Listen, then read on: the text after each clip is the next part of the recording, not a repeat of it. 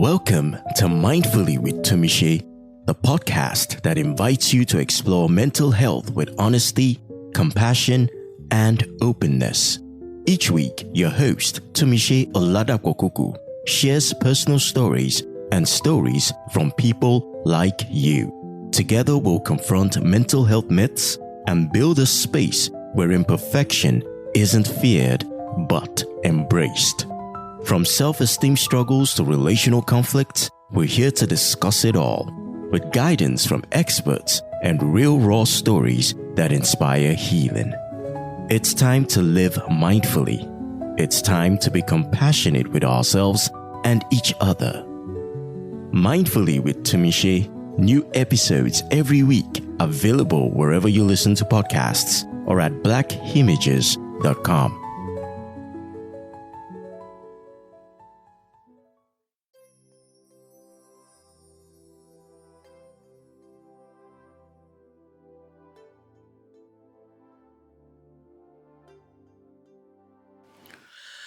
Hi, mindful partners. Thank you for sticking with Mindfully with Tumishe and welcome to the show today.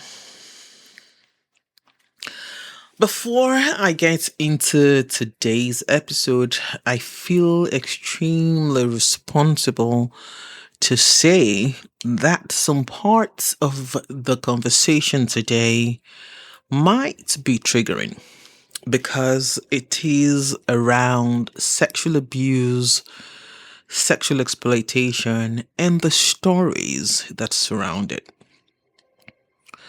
While I honor that it might stir up heavy emotions, I invite you to hold space for yourself and the people in your life or the person listening with you. You know by now, for those who have been here long enough, that we do not do sub-stories here, but redemptive stories. If you're new, I invite you to come in with curiosity and what we identified last week as the beginner's mind. Now, let's get to it.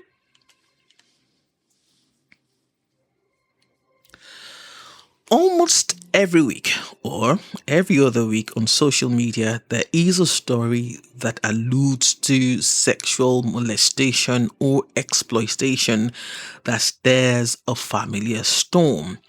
A story will surface, opinions will erupt, sides will be taken.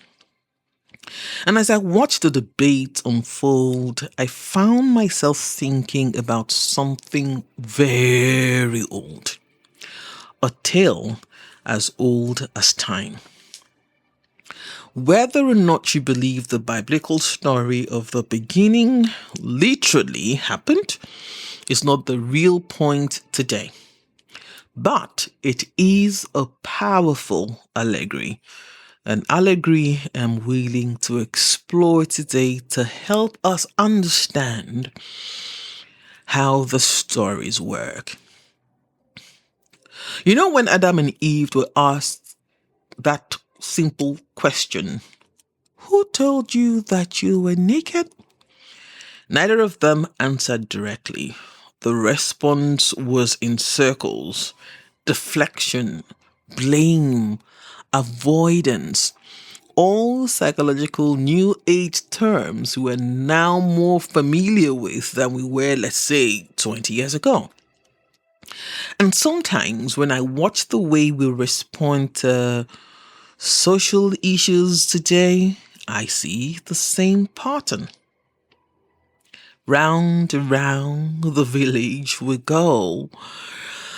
But the truth remains, as much as I hate using absolutes, the truth remains humans rarely enjoy looking into the mirror. I'm not talking about the mirror that you look at when you're trying to make sure that you're looking dapper for your meeting or for that date. No, the metaphorical mirror. The one that asks, uncomfortable questions. The one that demands accountability. Most of us look only long enough to fix what must be hidden so we can step metaphorically outside and appear home. And then when we walk away from the mirror, forgetting the imperfections we were trying to correct. Before we go any farther, because this episode, like I said, at least for me, it feels quite heavy. But before we go any farther, I know it's still very early. Can we just take a breath? If you're where you can close your eyes and you're comfortable to close your eyes, close your eyes. If you are not where you can close your eyes, just look at a point that is, just really lower your lids and look at a point. Put your hand to your chest and just breathe. Notice what is going on in your body right now and let it go. Relax your shoulders. Relax the space between your ears. Relax your forehead. Then take a deep breath. Feel your lungs with your shoulders down. And one big out.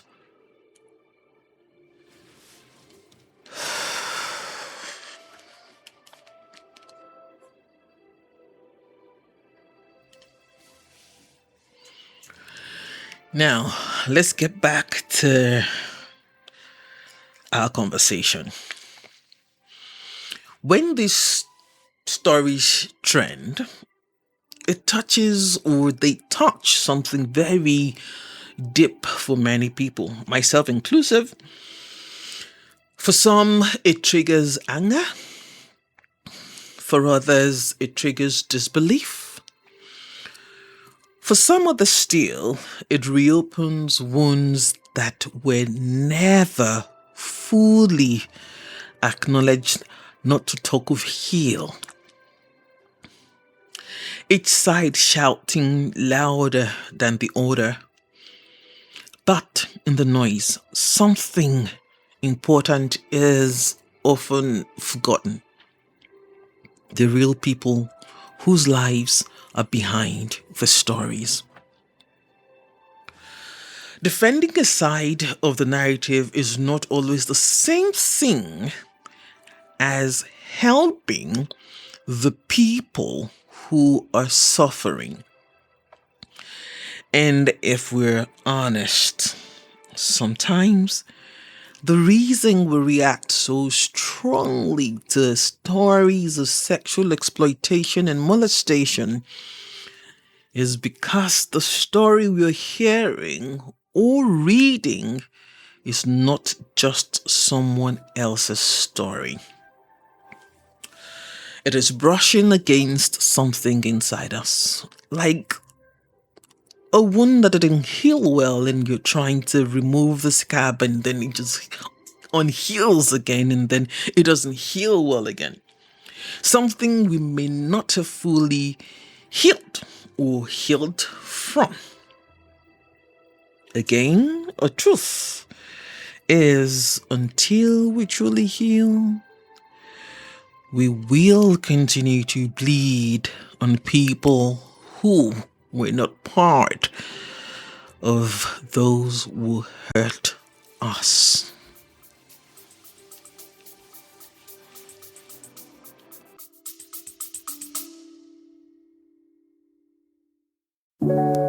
Sometimes clarity comes in silence. Other times it takes a gentle nudge, a conversation, a question, or a pause you didn't know you needed. That's what BHM coaching at Black Images offers. Not a fix, not a formula, but a space One where your story is safe and your growth doesn't have to look like anyone else's. You can begin with a free discovery session. Just 30 minutes to breathe, reflect, and maybe, if you're up for it, sit with guided meditation.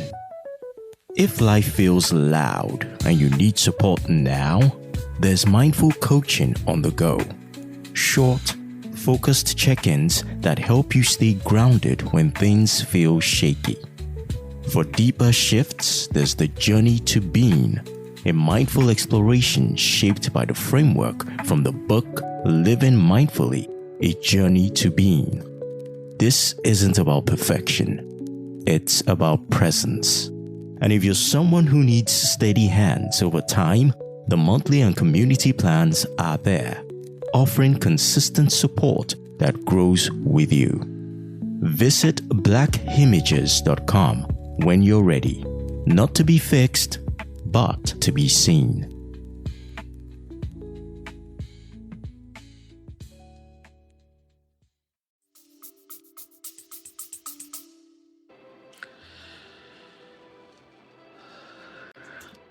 Maybe the reading stories about sexual molestation and sexual exploitation ignites such intense reaction is not simply because they are shocking.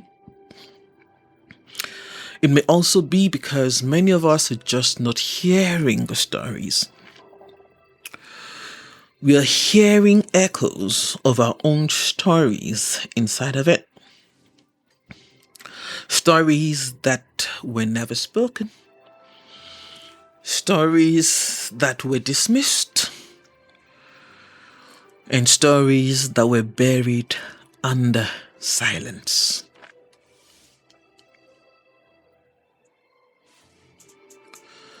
Again, if this seems to be a trigger, please step away for a moment and then come back to listen, because we're going to another part of the story, taking you back to 2016. That seems to be the year of my awakening. But before I get into that, if you need to take time out to step away from this conversation, please do honor yourself and give space and hold space for yourself. It is much more important than listening to the conversation today on Mindfully with Tumishe. And when you're ready, come back and finish the episode. 2016, at the time I was hosting a radio program called Your Side Mirror on Traffic Radio just once a week on a Thursday. Initially, the show was created to help Lagosians understand transport policies. The idea was simple: help people see these policies were more about saving lives than imposing penalties. But life, as it often does, and if you're used to me right now, had other plans for me. It was around that time I received the diagnosis that I was living with bipolar affective disorder. Treatment began. And through that process, I began building a relationship with my psychiatrist. And as a broadcast journalist at heart, eventually I decided that once a month I would invite a psychiatrist from the neuropsychiatrist hospital Yaba to join the program and answer questions about mental health and mental well-being, the preventive and curative. And it was such a wonderful show. And why did I decide to run this show? Because of my early days before the actual diagnosis. During one of my first appointments, the doctor asked me a question I wasn't prepared for. He asked, "Have you done what was done to you to someone else? I honestly did not understand the question.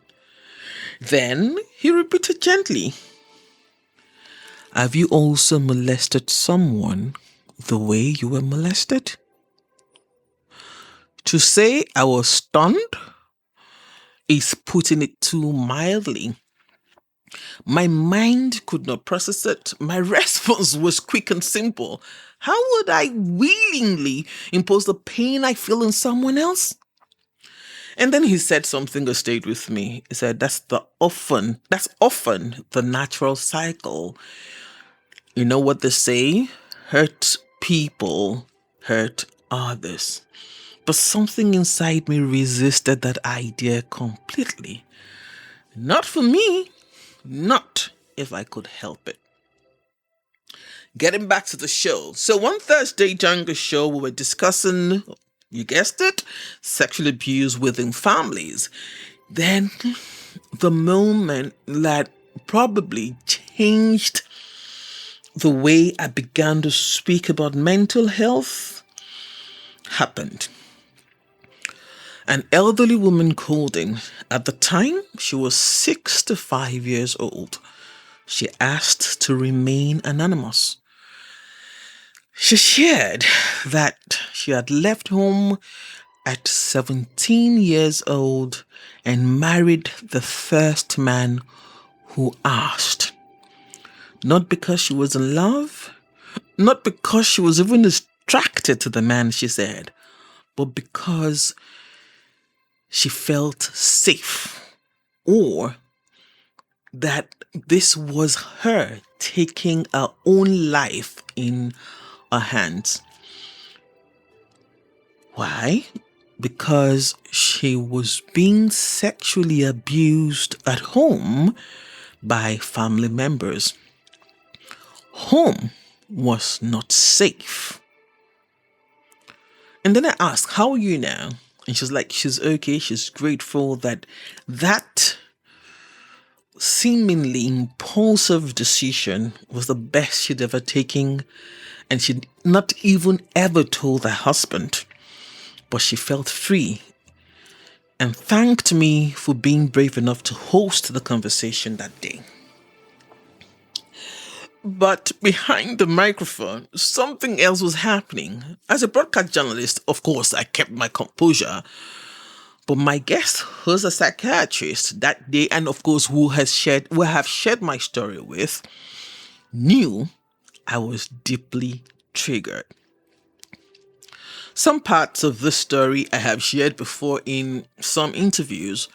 Some parts I may never share, because my nervous system matters more to me than any trending topic. And maybe I'm inviting you, maybe your nervous system should matter to you too. Maybe, just maybe. In many of our homes, there is an unspoken rule. And I hope those of us who are raising families now have it different. What happens in the family stays in the family. And to be honest, that's fair. At some point, that is needed. But not because people are always cruel. Sometimes because they are afraid. Sometimes because reputation feels more fragile than truth. So, the child is told to keep quiet. The adults look the other way, and the wound grows in the dark. And this is how unhealthy cycles survive for generations. Not only because harm happens, but because silence protects the harm more than it protects the victim, the child, or the survivor.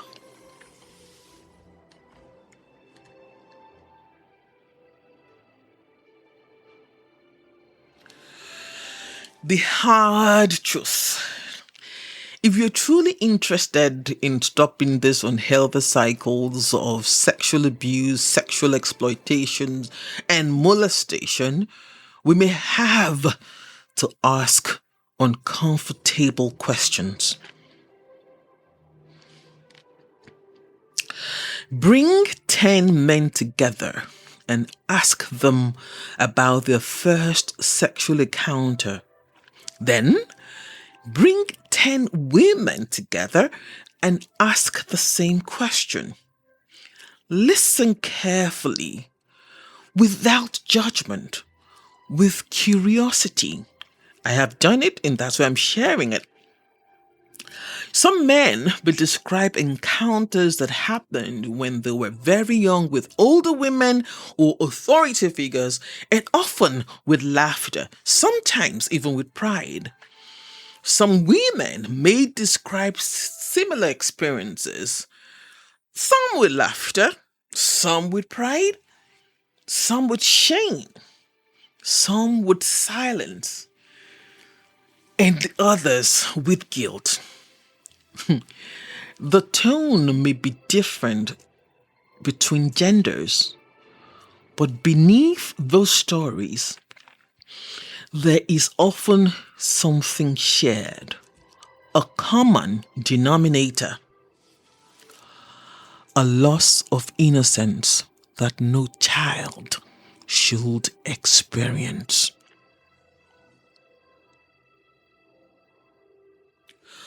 So, when stories like this explode across social media, maybe the real question is not who is winning the argument, not the hot takes or the think pieces. Maybe the real question is, what is the way forward? Because shouting louder than the other side will not heal the wound. Pointing fingers and saying what gender perpetrates the more will not heal it. Silence will not heal it either. And worse off, pretending it does not exist will not stop it from happening again. Whew. I need us to take another break. Like I said, this is heavy for me and maybe one of the most vulnerable episodes I would ever do on Mindfully with Tumishe. So, again, if this is triggering, step aside. And when you're ready, come back to listen. But if you feel brave enough to continue listening, I invite you again to just take a deep breath. Notice what your body is feeling. Notice the part of your body that this conversation, the solo rant, if you want, is in your body. If it's in your shoulders, just relax your shoulders. If your head is pounding, just put your 2 fingers by your temples and rub gently.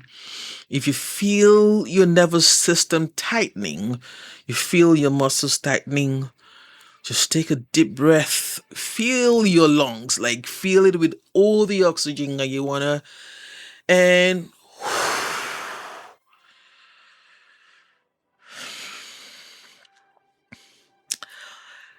let's continue. And this is some sort of healing invitation. Healing does not mean the memory disappears. Some memories will remain. That's part of your story. There's nothing you can do about your story. Some scars definitely will be there, that would remain. But healing can mean something else. It can mean that the event is no longer the place from which your entire life is narrated. It can mean reclaiming authorship of your own story. And sometimes it may eventually mean forgiveness. Sometimes. Not because the harm was acceptable or is acceptable, but because your life deserves to be larger than the moment someone tried to break it.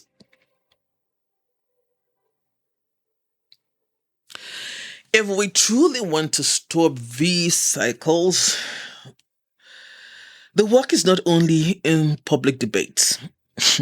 The work is quieter. The work is more personal. It happens in the places where truth is finally spoken. At home, in faith spaces, in healing spaces, where silence is broken, where healing becomes possible. Because again, until we heal, I know I have said it like 3 times on this episode, I will say it again. Until we heal, we will continue to bleed on those who had nothing to do with our hurt. And maybe the real courage is this: to face the mirror, to name the wound, and to choose that the story does not end there.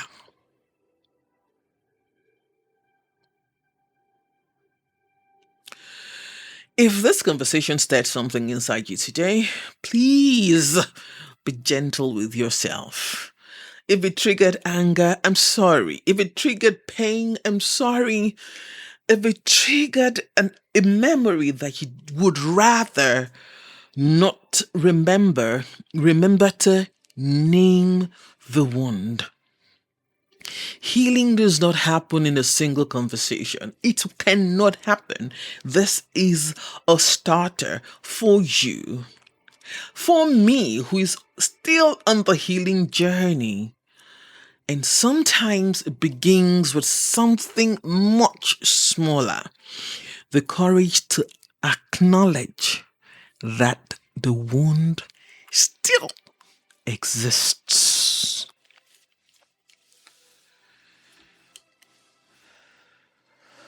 And if that's where you are today, that is already a powerful thing. It's a powerful beginning. But allow me to add one more thing.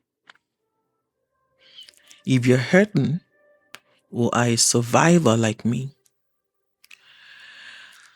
may I borrow you my name? Or you can use it for a long time. Oluwatumise. For me, it's not just a name. It is a prayer. For those who may not understand my language or not understand or have an idea what Yoruba sounds like, the transliteration of my name is the Lord will repair, restore, renew, and all the synonyms. So again, I pray my name over you, Oluwatumise.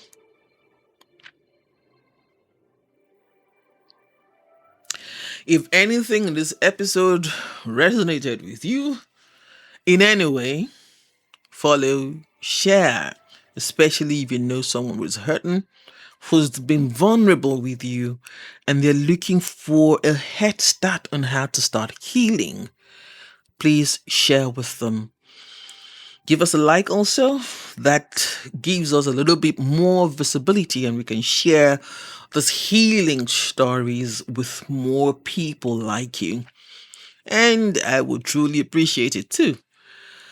Then if you think it supports your journey, you can join the WhatsApp group. The link is in the show notes.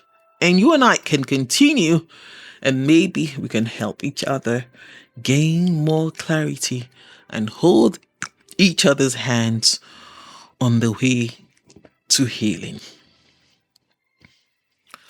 Love yourself. Love your neighbor. Love your country. Above all of these, love God. He is the essence of your being. I am Oluwatumise. Oladapo. Kuku. Stay mindful.